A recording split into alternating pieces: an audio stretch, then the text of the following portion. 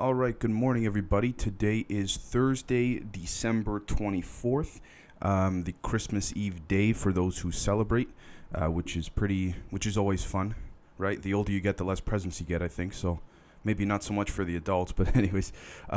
So not too much to talk about today. I mean, the biggest news is that Trump pardoned a bunch of people, but I'll get to that in a second. But there are a few different things outside of the world of politics I do want to talk about. So first off, let me just jump right into it. Newt Gingrich, a very hardcore Republican, says he wrote an op-ed refusing to admit or accept that Biden will be the president and all that. Now, look, he has his reasons. I understand that. But at the same time, we have to accept the fact that if this is what's going to happen, this is what's going to happen, whether you think it's corrupt or not. And I see a lot of valid reasons because the establishment corruption on both sides, by the way, on both sides, it's terrible. It's terrible. Everyone is starting to see the process that they've been pushing on us for so long.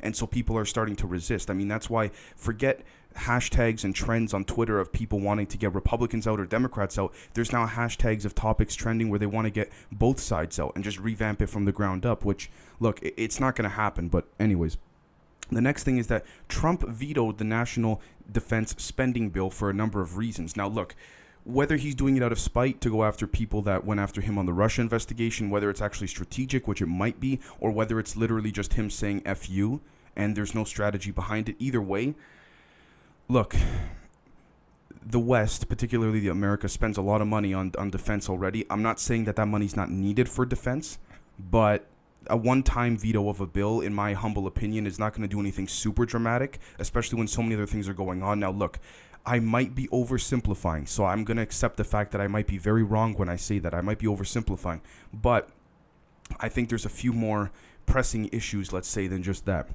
The next thing is that, this is another thing I want to talk about, is that Rita Hart, an Iowa Democrat, is demanding that the election that she ran in, I believe as a congresswoman, be overturned because there were fraudulent ballots.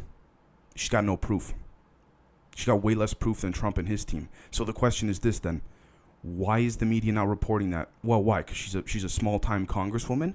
Well, I thought according to the Democrats, all politicians are supposed to be viewed equally, regardless if they're on the lower level of the pyramid, let's call it, or if they're on the higher level. So why isn't that the case? What's seriously?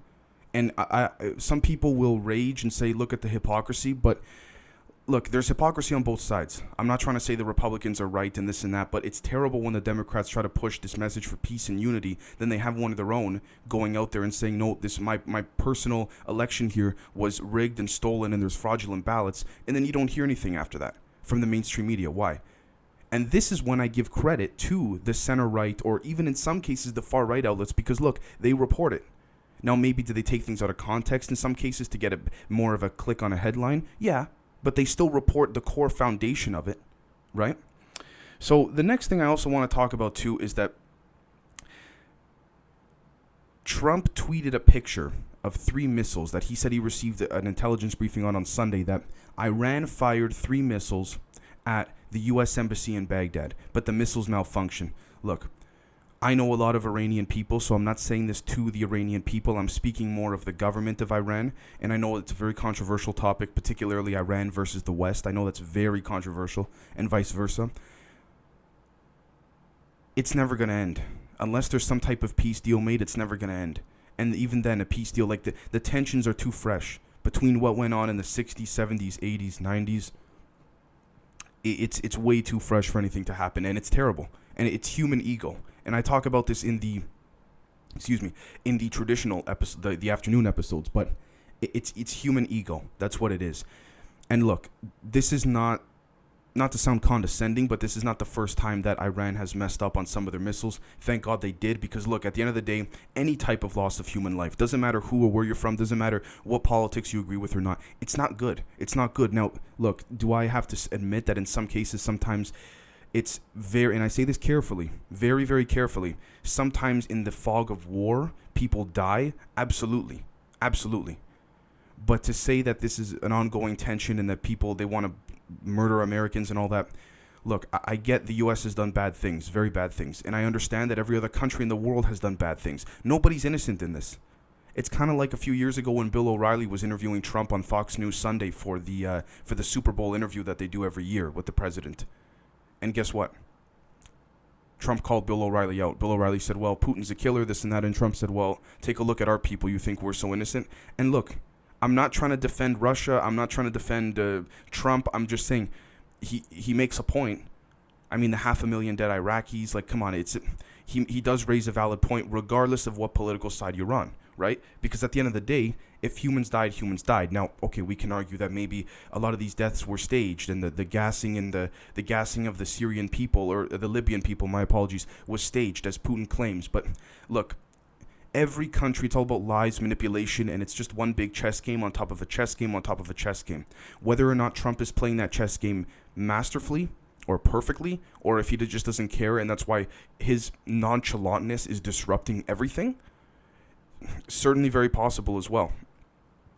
Now, the next thing I also wanted to talk about is that there is allegedly another version, a more mutated version, that is accelerated substantially quicker than the already new mutated version they found or discovered or disclosed about a week and a half ago in the south of England.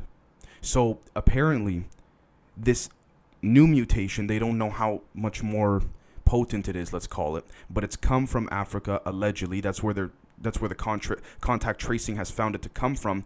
But again, here's the thing, guys, and I'm not saying this to make people suspicious or question things in a bad way. I want everyone, like myself too, and I make this mistake too. I want everyone to question things, because who knows if this new strain is even legitimate? Who knows if this is part of some type of power play? I mean, I don't mean to sound conspiratorial here, but isn't it kind of ironic that it's coming in the UK right when talks and conversations and negotiations with Brexit have stalled? Right? And so, and all these different things are going on over there. So look, I'm not saying the mutated version is fake, but at the same time, I'm not saying we should entirely believe what they're reporting, because all we're doing is just reading a headline and believing it. It doesn't matter how established they are. The media has lied to us for God knows how many years, which is one of the reasons why, again, I want to bring this morning show to you guys. But at the same time, it's the same idea, guys. This mutated virus is the same idea as what they're saying about this Russian massive cyber hack and cyber attack. They're not showing us any evidence. Now, I'm not saying it's fake.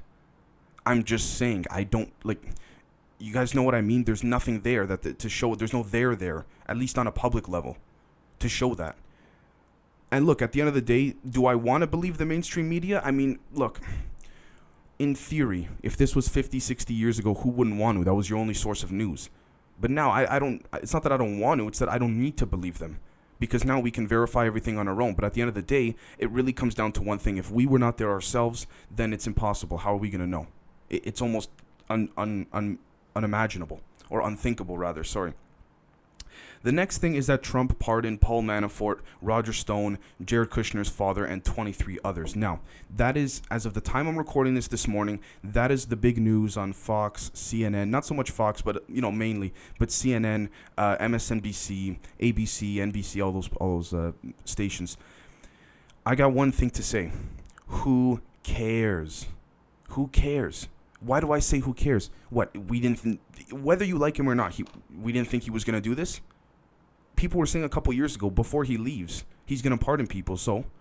And I mean, look, I'm not trying to defend him, but if we're going to play devil's advocate here, let's take a look at the other side, and let's see, for example, I mean, this is probably a bad time to bring this up as an example, but I'm going to do it. If you look at how many people Obama killed with the drone program, it was very effective, but at the same time, it did kill innocent casual civilians. So no one complains about that, or the mainstream media, doesn't report that. I'm sure there's people complaining about that, but Trump pardons a few guys who, yes, have allegedly committed crimes and are criminals.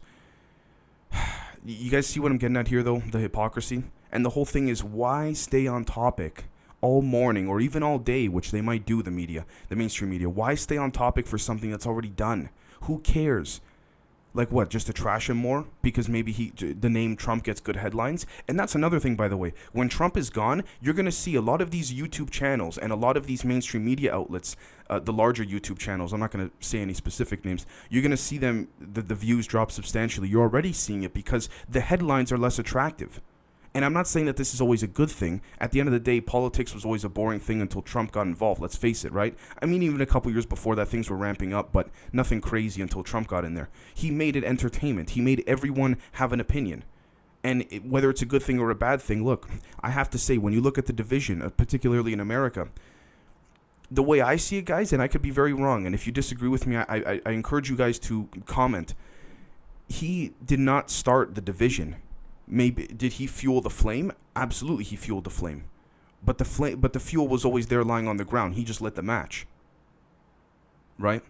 So, I don't know. The way I see it is that we have to look at all angles, not just both sides, because the mainstream media likes to say both sides as a way of trying to just say there's left and right, and maybe if you're independent, you can have some kind of third-party view, but no. There's the one person's story of it, another person's story, many others, and then there's also the truth too, and then there's what we perceive it to be or how we interpret it to be. So it's all just a bunch of manipulation, and I'm very happy now that people are starting to realize this is the case with the mainstream media. But look, we've made our mistakes in the past as mass populations of people believing the media, and we learn from those mistakes, which is why when we question things, now all of a sudden the media on the back end is bribing big tech to censor certain things on the internet, because they know that the internet was supposed to be like the free sort of open kind of piece of land or open farm where everyone can do whatever they want. It's a metaphor, but you know what I mean.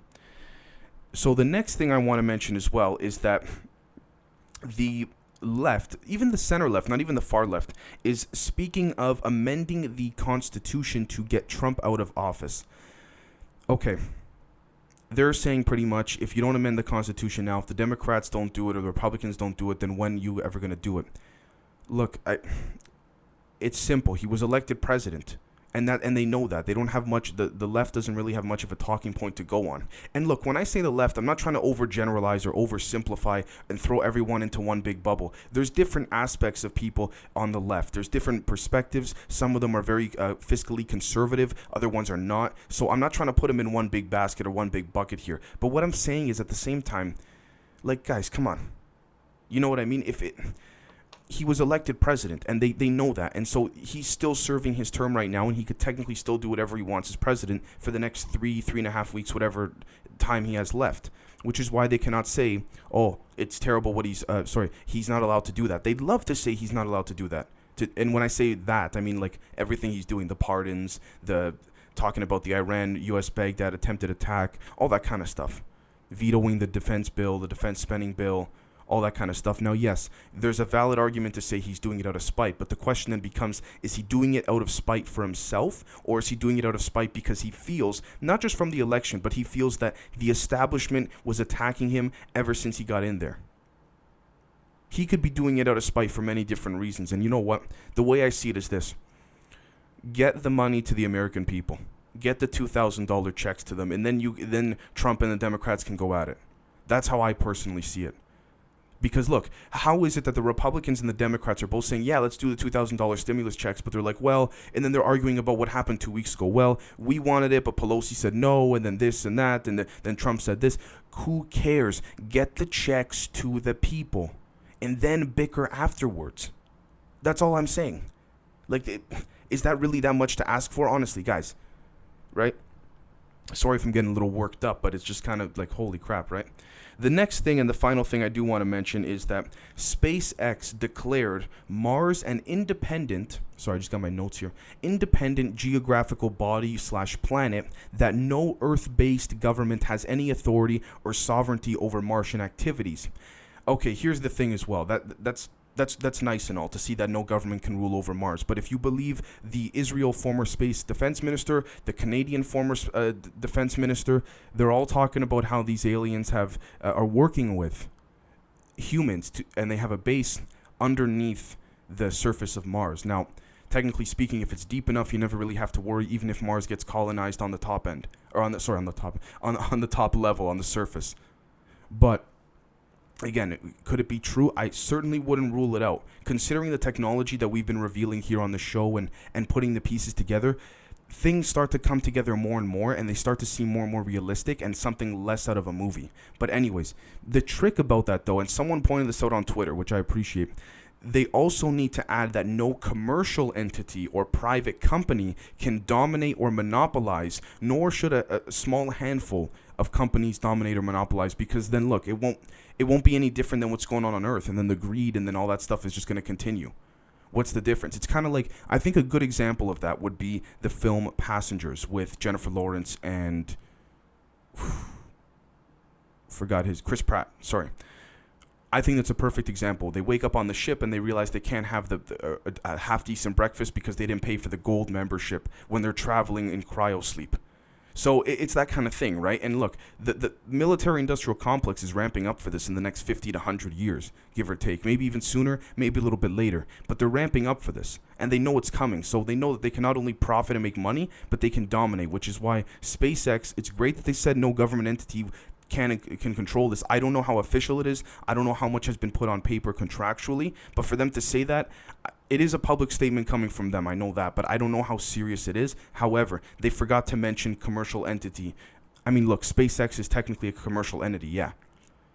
And I'm not saying they should be exempt or be forgiven if they start to monopolize and dominate the interplanetary market, let's call it. But if you have, anywhere from 1 to 4 or 5 companies running the show in terms of space travel and things like that. I mean, look, at the end of the day, I understand not every company on this planet has the money to do these kind of things. Only a few of them do. But you got to make sure that these 4 or 5 companies don't become like the insurance companies where they all, every few months, they come together and sit at the table and say, well, okay, no one low cut us because we're all going to fix the price right now for everyone, for food when they're traveling, for maybe down the road some kind of cryo sleep or something like that, right? Or for when they want to, if they want to get into an orbital space of tourism, or if they actually want to get to Mars, don't undercut the price, don't undercut the competitors, because there's only 4 or 5 of us. Let's all work together so we all make money, right? So anyways, guys, that's pretty much the news for today. I don't see anything super prominent other than the things I just mentioned. If I did miss something, feel free to comment if you're on YouTube to let me and let everybody else know. More importantly than me, you guys, let the rest of everyone know what's going on. So thank you so much for watching, and we will catch you a little bit later in the day. Cheers.